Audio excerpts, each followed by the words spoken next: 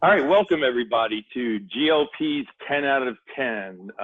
This is a series where we ask a variety of lighting designers the same 10 questions. Some are thought-provoking, some are educational, some are just plain a lot of fun. And at the end, we get to compare notes at some point.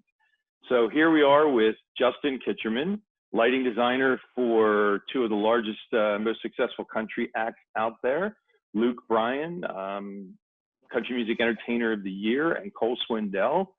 Welcome, Justin. Thanks for having me, Brian. Justin's Nashville-based lighting designer and originally hails from the greater Philadelphia area, as do I, so that's kind of fun and coincidental. But getting right to it. So, Justin, what was your first show as a designer? The first design credit was for Hilary Duff, 2004, 2005, for her Metamorphosis tour, which her debut album, straight out of Disney. Should have been called Straight Out of Disney without a save that. But yeah, myself and a tech, we loaded it in a couple hours.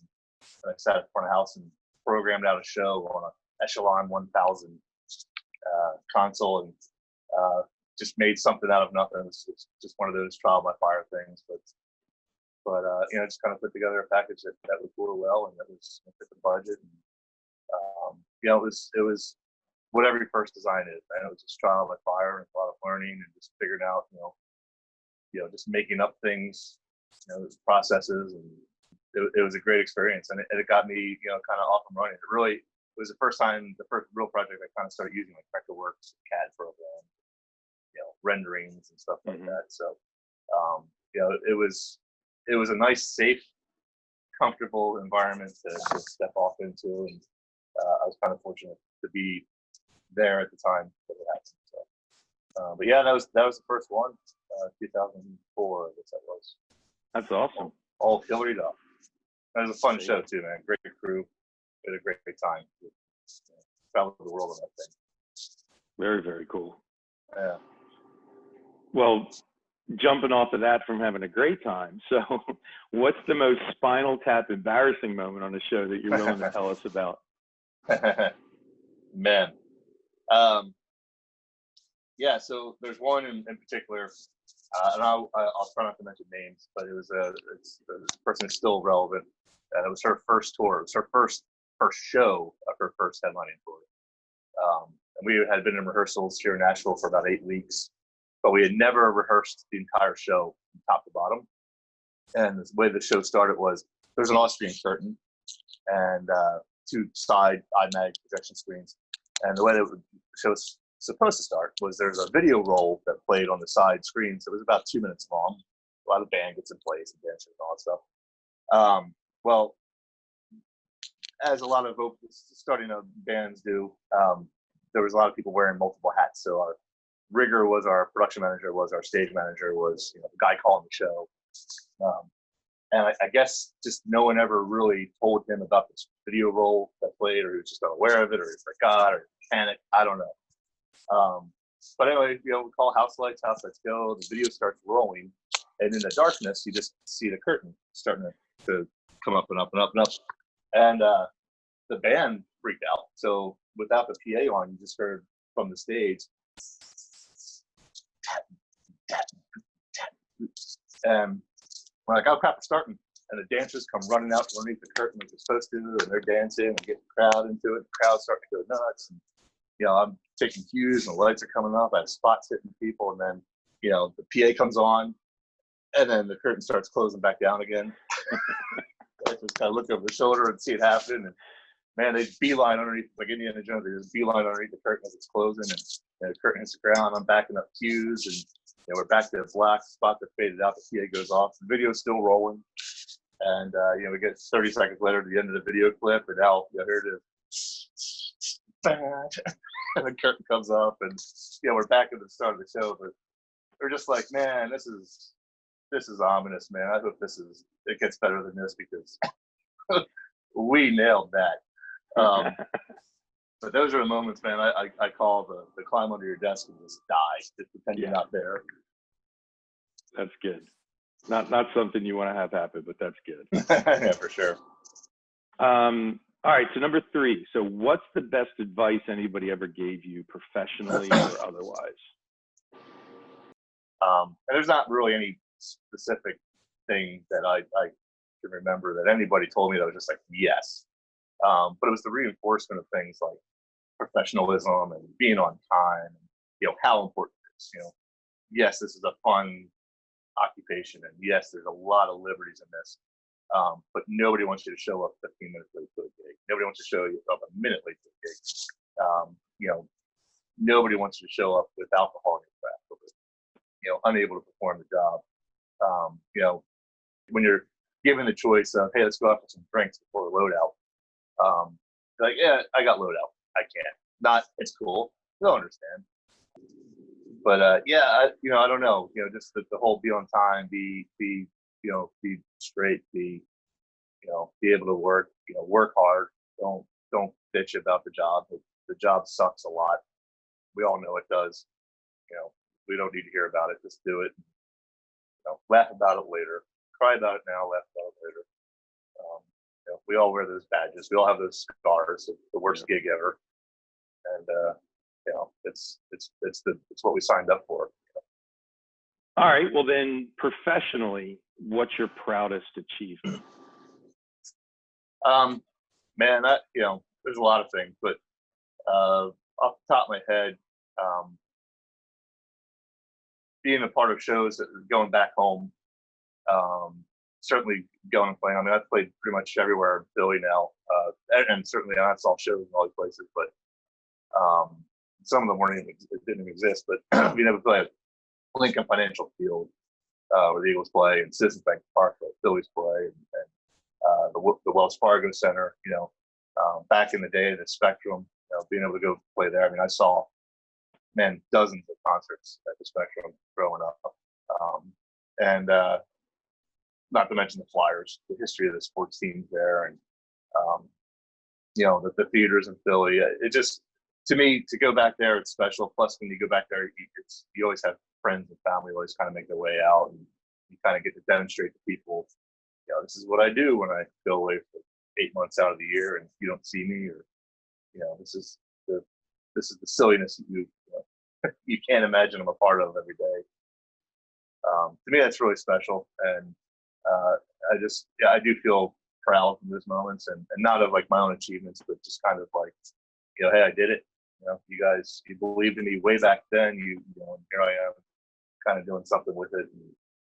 Very cool. Well, so with all the work you do and the travel and everything, what do you do in your downtime? I'm a homebody, man. I come home, and it's family and activities and just daily life. We travel as much as we can. We have family. I have family up in Delaware and Maryland, area in Pennsylvania. My wife's family's down in Louisiana, so we're kind of 10 hours either way to get the family. But we homeschool, so we kind of made that decision so we could have the freedom to travel in the wintertime, especially. We try and take some trips and vacations. But home projects. I geek out. I play video games. I'm that guy. I love. But mindless activities. I love to just shut it down, man. I just love to relax, not think about work, not think about the grind. There's so much go when we're doing it, that when we're not doing it, I just like to not be turned on. I just like to go from 60 to 0.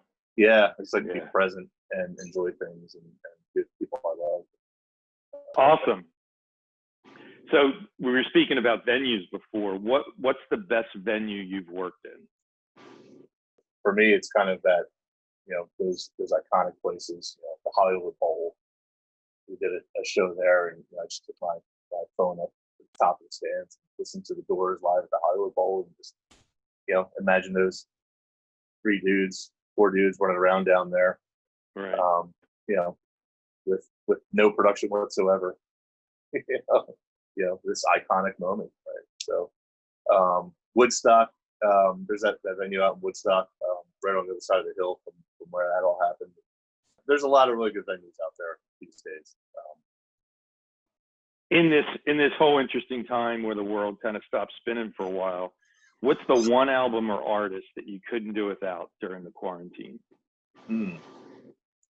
I have listened a lot to The Wall live, Pink Floyd The Wall live at Earl's Court, which I think I'm pretty sure I know, but maybe I'm wrong. Was one of the last shows, if not the last show, of the original lineup before Roger Waters left the band. Plus, it's long, yeah, so I can kind of put it on and just kind of move about my day, and it's on the background. Every song is a great song. Cool. Yeah. Absolutely, one of my all-time favorite bands. Yeah. So if you could go back in time, what advice would you give the teenage version of yourself?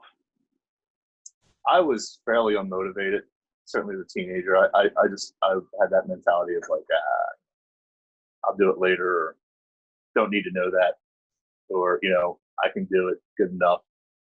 I never really dove in anything. I never really applied myself all the way. I'd get good enough at something just to know I could do it, and then like, all right, next thing. I wanted to do it all. I didn't want to do anything particularly well. And I think about that a lot, like especially I see some of these musicians that I work with. It's like, man, if I would have, I played in band for years. I played guitar for years. I just never mastered it. I played it. I could make noise, and as part of the band, I could be a part of the sound. But I can't play. I can't. I'm definitely not a master of it. But if I would have just studied it, I would have actually taken some lessons from people who knew how to teach it. Where could I have been? Could I have made a go of it, especially down, coming to this town and seeing some of the people who are actually doing it. But what wasn't my path and whatever. I kind of feel like when I got into lighting, particularly, I certainly changed that aspect of my way of thinking, and really did dive into it and learned it. I certainly not mastered it, but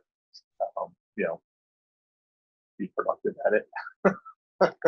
I keep trying. It just keeps changing. If it would stop changing, more of a singular focus. Yeah, exactly. Okay, so next question. I'm going to preface this first because I know how much you like coffee, and I've seen your front of house road case, and it's the only front of house road case with a built-in coffee maker that I've ever seen. Well, I mean, that's not fair. So if you could sit down for coffee with one person, living or dead, who would it be? Yeah, I'm going to say Neil Armstrong. He watching a lot of shows last year with the moon landing about him and about just the whole program. He really struck me as somebody just super. I mean, obviously interesting, but how cerebral he was and how just calm and dialed in the absolute most chaotic moments, life-threatening moments, historical moments. And he was just about the task at hand. That's awesome. Yeah. All right, so final question.